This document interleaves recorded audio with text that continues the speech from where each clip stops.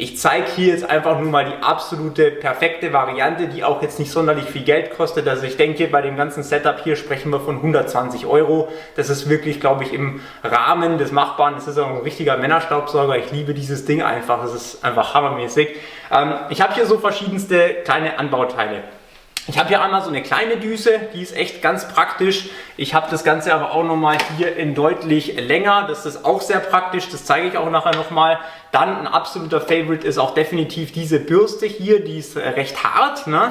Also die sollte man nicht auf, wie soll man sagen, sehr empfindlichen Teilen, aber vor allem zum Beispiel so Stoff und so weiter kann man das wunderbar nutzen. Ne? Diese ganzen Kofferraumauskleidungen oder unten neben im Fußraum ist das eine Top-Sache.